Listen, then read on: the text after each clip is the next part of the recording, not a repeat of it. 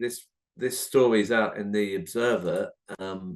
Charities demand to meet UK ministers as 1.6 million disabled OAPs set to lose winter fuel payments. Call comes after government forced to reveal that 71% of pensioners with disabilities will lose entitlement despite dependence on warmer homes. And that comes after this tweet that I saw yesterday from Prem Sikka. This government analysis of winter fuel payment cut was not released before the vote in Parliament. Why not? 2.7 million of aged 80 plus will lose out compared to 7.3 million of those aged 66 to 79. 1.6 million people with disability will lose winter fuel payment. What, 5.2 million women and 4.2 million men to lose winter fuel payment. Now, luckily for us, we have the man himself on the call, Prem Sikka. How are you doing, Prem? I'm very well. Good morning to you, Crispin, and all fellow socialists. Thank you for coming on. This winter fuel payment story has been getting quite a lot of coverage on the media nationally, but some of the stories coming from Labour are that this payment is covered by the rise in the pension this year by £400, I believe. What is the reality of life for pensioners when this winter fuel allowance is taken away? Well, this £460 increase, which the ministers are banding about, is utterly untrue. You only get £460 rise spread over 12 months from next March, not in one go, but you only get it if you're getting the full post-2016 state pension, which is currently about 11,500, which is about half the minimum wage. The majority of pensioners are on the pre-2016 state pension, which is much, much lower. The bottom line is only about 27% of pensioners will actually get this £460. And of course, that £460 has already been spent because the increase is announced now, but it will actually start coming into people's bank accounts from April next year. Its value will be eroded by then. And also people have already paid higher bills, higher cost of living costs. So this is, just the government really spinning the numbers. And the ministers in both houses, Commons and the Lords, really been unable to provide any meaningful answers to questions. I think we are opening up something completely new here, because I think this is why I have always favored universal benefits. And of course, those who receive, for example, winter fuel payment at the top end, you can adjust taxes at the top end. There are ways to make sure that they don't actually benefit, and the actual benefit only goes to people who deserve to receive it. But ending universality is a very, very dangerous step. I think this is something the Tories were heading towards. That is why they introduced a bill, which died with the election. They introduced a bill to get a 24/7 unrestricted access to pensioners' bank accounts, so they could actually directly monitor it. And I am sort of very, very concerned about what is happening here.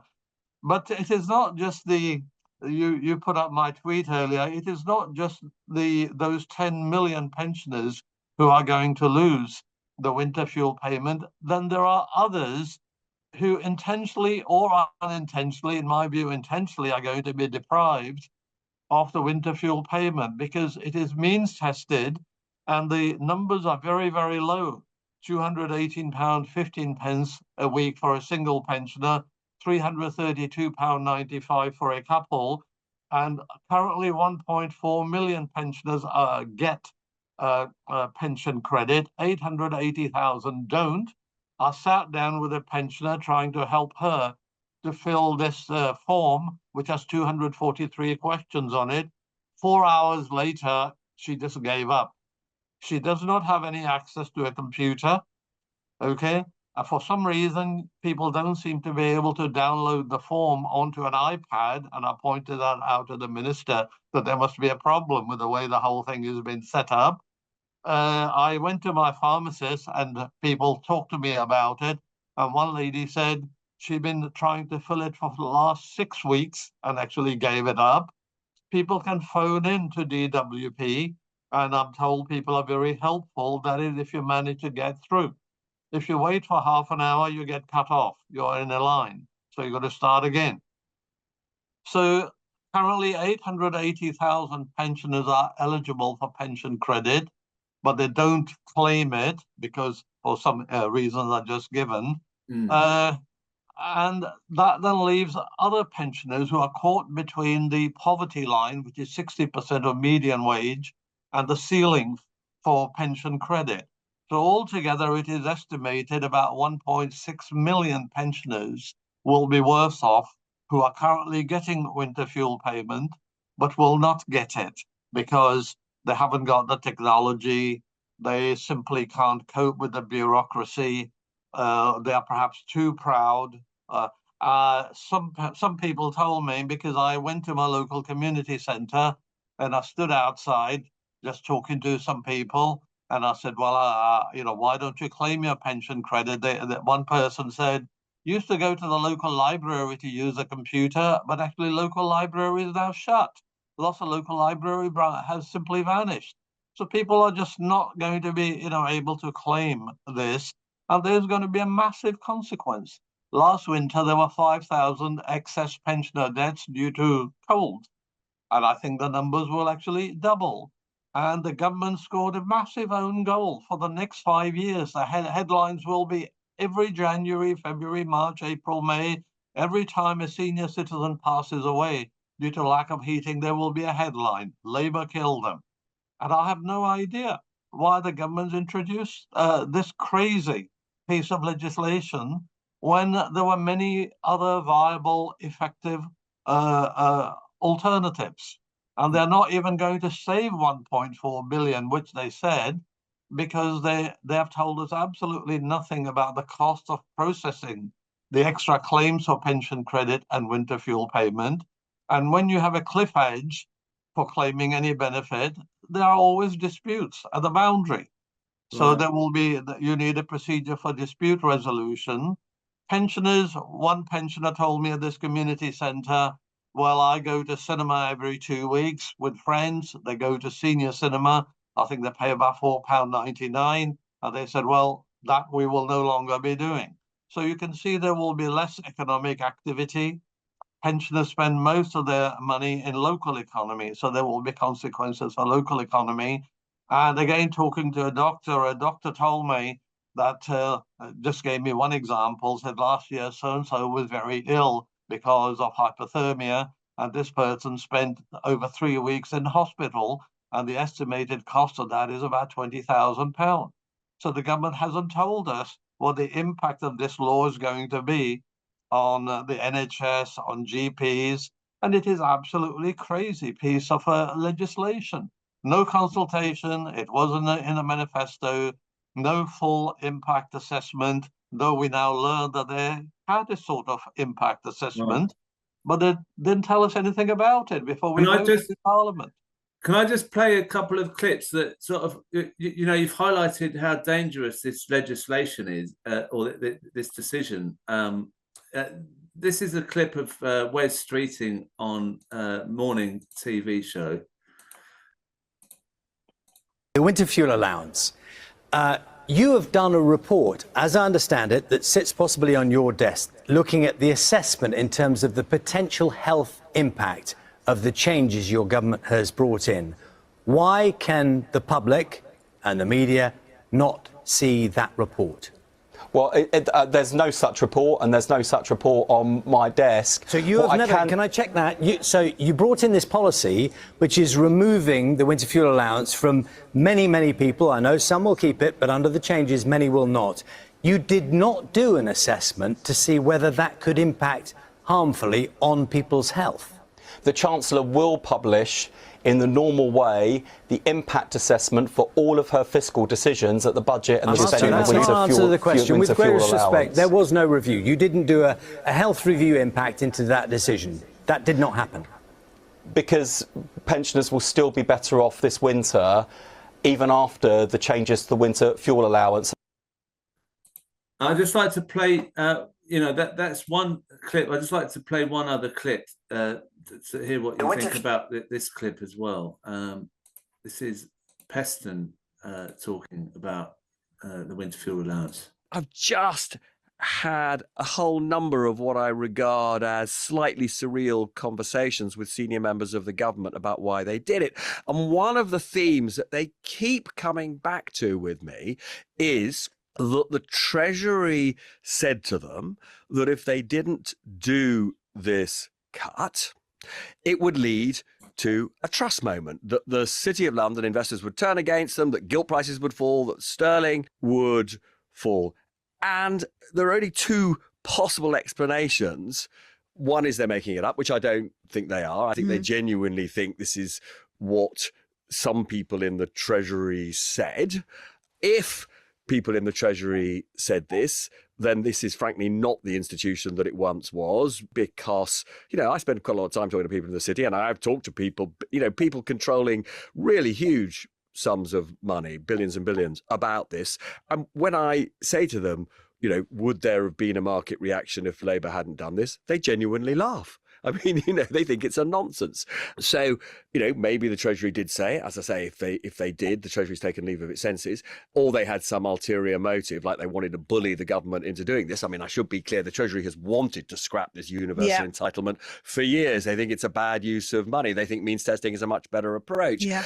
So it's possible that they tried to pull the wool over the eyes of the Chancellor, or maybe there was just a misunderstanding, except, and this is the bit where I literally thought the world's gone mad. So I see another senior Labour person yesterday who says that he's been told, and this is somebody I've known for years and I trust, he's been told that Rachel Reeves was advised by the governor of the Bank of England, Andrew Bailey, that they would put interest rates up if they didn't. What? I know. I mean, obviously it's mad. But this is doing the rounds as a story that somehow Rachel Reeves was warned that if they didn't cut the universal entitlement to the fuel payment, that Bank of England would put up interest rates. Mad. It obviously didn't happen, but it sort of shows you, I suppose, to an extent, how bad the government feels about this, because literally every Labour MP thinks this was a mistake. The only reason they've voted for it is because they don't want to undermine the authority of Keir Starmer and Rachel Reeves so early in the Parliament. I mean, so Prem, I don't know the truth of what he's saying, but there does seem to be some sort of failure to listen to anyone outside their circle, like you, for example. And it reminds me of how Starmer was behaving before he was Prime Minister, just refusing to listen and taking advice from people like the Governor of the Bank of England or other people, they so-called financial experts. What do you make of those two clips? I think it is laughable to make the claims that somehow the economy is going to crash or the pound's going to crash. Just to put it into context, the government is budgeted to spend £1,226 billion for this financial year. Here, they are talking about saving £1.4 billion. I mean, that is not even petty cash in the overall context of things. It is also interesting, they are not talking about what I call cutting corporate welfare. So just this week, they announced £500 million handout to Tata Steel, who gets £500 million. There's another £2.5 billion on the table. That will be handed. Steel companies will own the resulting assets, keep the income streams. Taxpayer will not own a single share. The amount's never, ever repayable. And you're losing 3,000 jobs at the same time as well. We have handed billions to Jaguar, oil, gas, coal, internet, many other companies, there is no means testing. Nobody's actually talking about even reducing the capital welfare program. There isn't even actually an estimate of what the cost is. The governments, successive governments have handed out vast tax concessions to these corporations, and they never ever check as to whether the promised benefits actually result. So the whole thing is actually nonsense.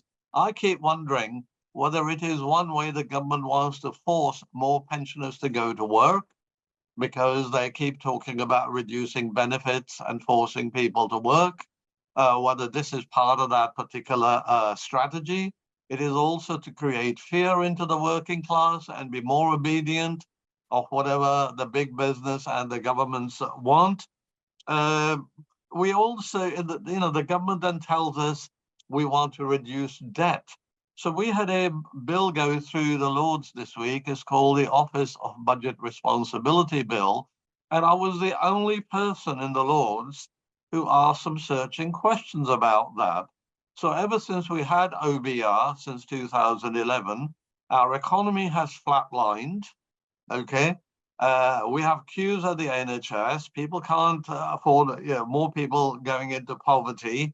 Our kids are going to crumbling schools and they are hungry. What has actually that really achieved? Not much. OBR doesn't ask any questions about the composition of the public debt. For example, we are told public debt is approaching about 100% of GDP.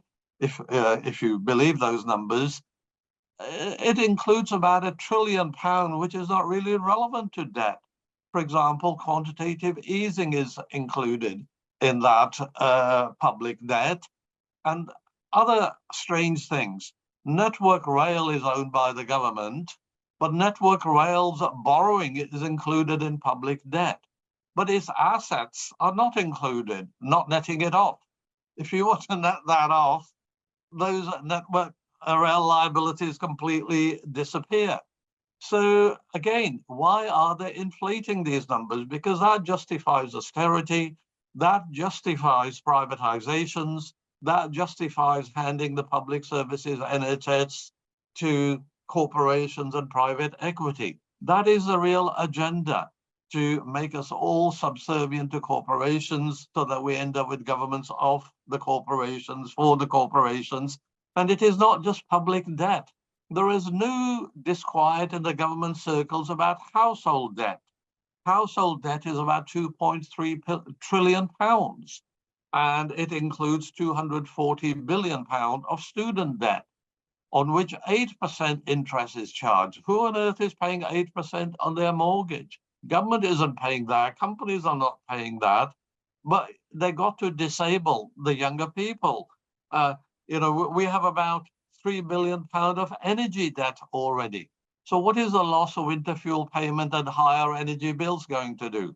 It is going to increase fuel poverty. There are already 6 million people in fuel poverty. It is going to increase the energy debt. It's going to increase the household debt. So, governments are using double standards or triple standards or whatever. At one level, they want to frighten us that the public debt is high.